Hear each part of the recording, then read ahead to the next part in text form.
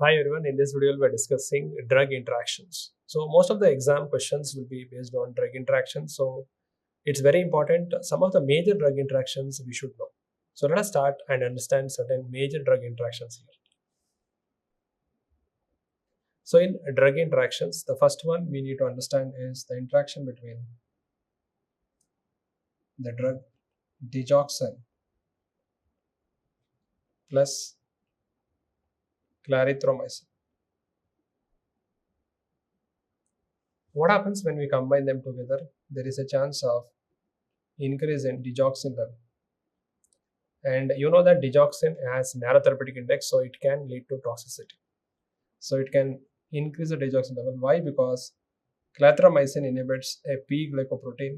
And what is P glycoprotein? It's an efflux pump which is going to throw digoxin out. So if I block that P glycoprotein and digoxin is not going to be thrown out and the level increases. So clarithromycin with the digoxin can lead to digoxin toxicity. The next important aspect we need to understand is the interaction of ezogabine. Now, if the patient is on ezogabine for some partial seizures, for this patient, if I had to give phenytoin, now you know that phenytoin is an enzyme inducer. So here the patient is already in ezogabine for partial seizure, but it was not getting control. For that patient, we have to give phenytoin to as an additional drug. So the question is, should I use the normal dose, increase the dose, or decrease the dose? Now, if I give ezogabine normal dose, phenytoin is an enzyme inducer. It will increase the enzymes and metabolize the ezogabine faster, and the duration of action decreases. So I cannot give the normal dose. What I should do is increase the dose. So here, if you are doing them, or if you are giving them together, increase the dose of ezogabine.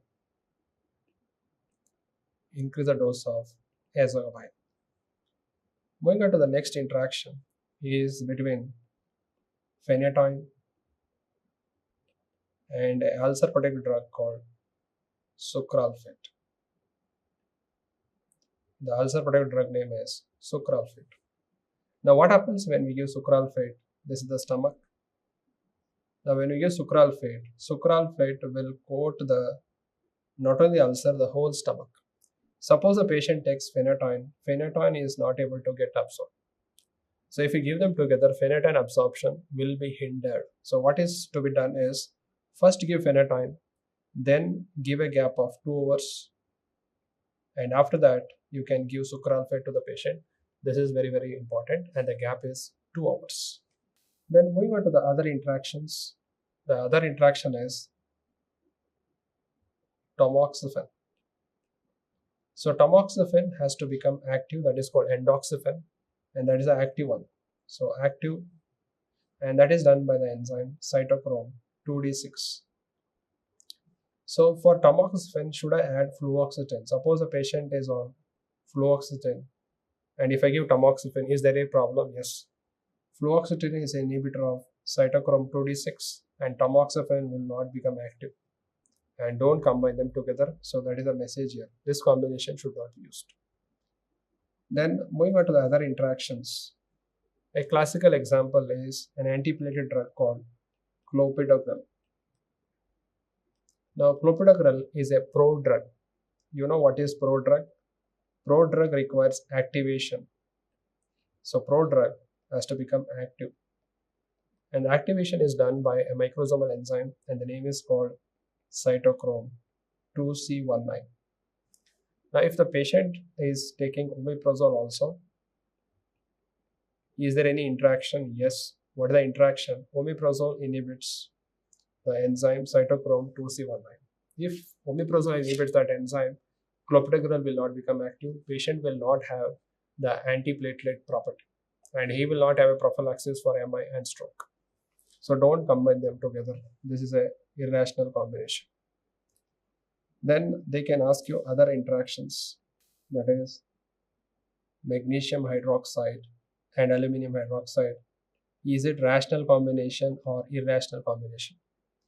Now this combination is rational. The reason is simple.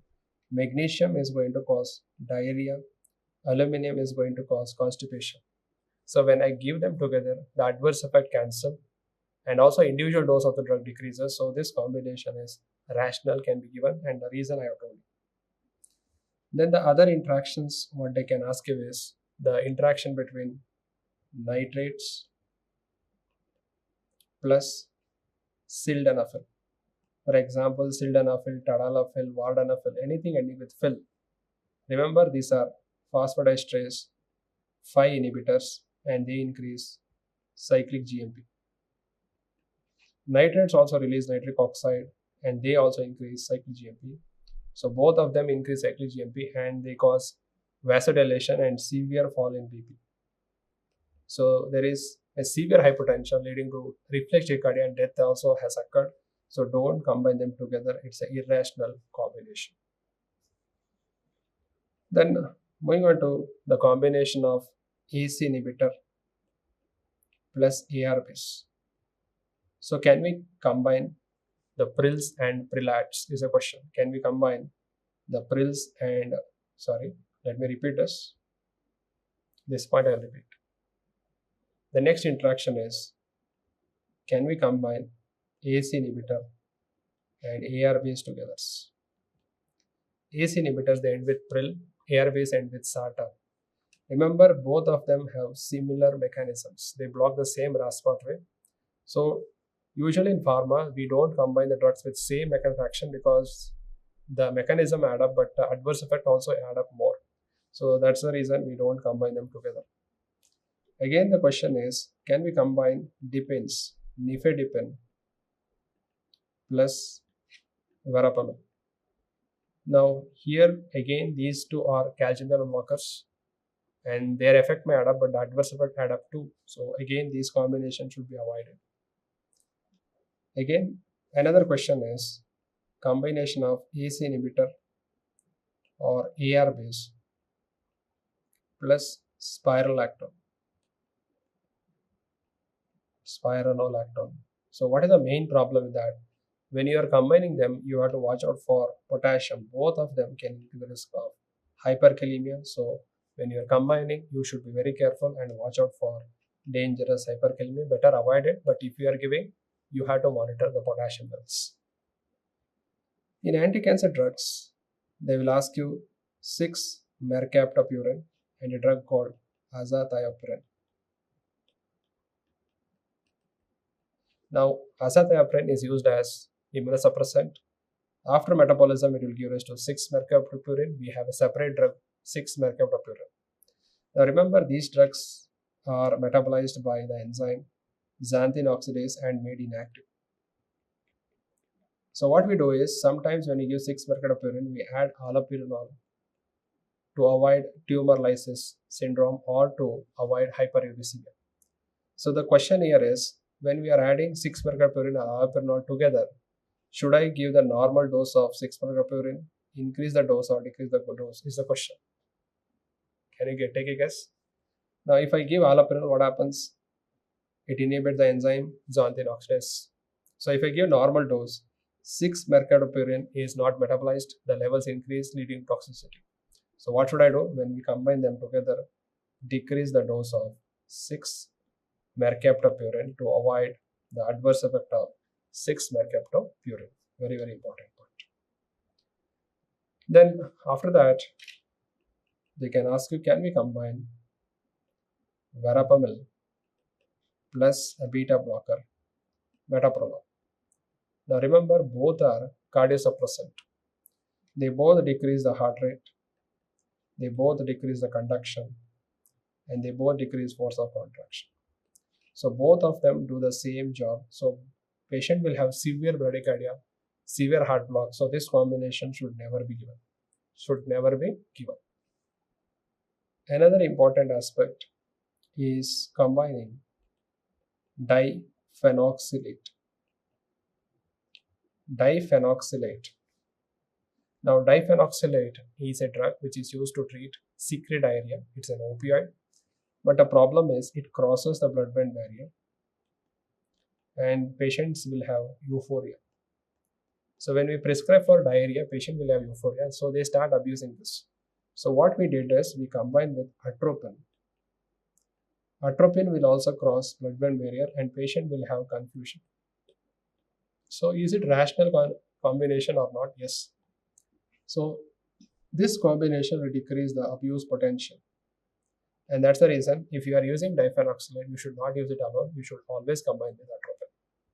But we have one more drug called loperamide. Should we do that? Should we combine with atropine? No need, because loperamide will not cross the blood-brain barrier. Another important aspect, levodopa plus carbidopa. Is it rational or irrational? You all know that it's a rational combination. You can use them because levodopa is converted into dopamine peripherally and lead to adverse effect like decrease in BP, nausea and vomiting, arrhythmias, and high BP at high doses. And also the drug crossing the brain is very less. So when we add carbidopa, more drug crosses into the brain and the peripheral adverse effect reduces, so it's a rational combination. Again, they can ask you, can we combine levodopa with vitamin B6? Now, B6 stimulates peripherally carboxylase and convert levodopa more into dopamine in the periphery. And adverse effect increases and the efficacy of levodopa decreases. So, don't combine levodopa with pyridoxine. Again, an important interaction they can ask in exams. Then, moving on to the other important aspect, what is that? What about the OCPs plus rifampicin? The rifampicin is a major drug for treating tuberculosis and it's an enzyme inducer. So when we give it other drugs, there is a chance of enzyme induction and the other drugs are metabolized faster and leading to the drug failure. So rifampicin with OCPs can lead to contraceptive failure. Contraceptive failure. So they can ask in the exam, suppose a lady is taking OCPs and now she has been diagnosed TB. What is your advice? The advice is to use alternative method of contraception, that is barrier method. OCPs will not work. Moving on to the other aspect, the combination of iron plus PPIs. Remember iron absorption, for example, Fe3 plus has to become Fe2 plus. So ferric should become ferrous, then only it gets absorbed. Now this conversion is more in acidic environment.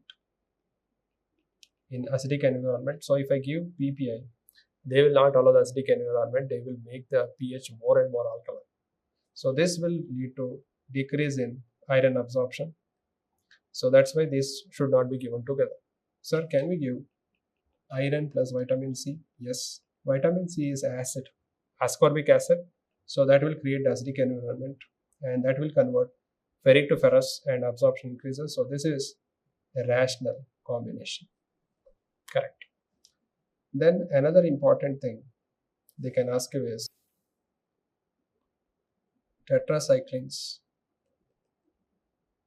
plus milk or with antacids.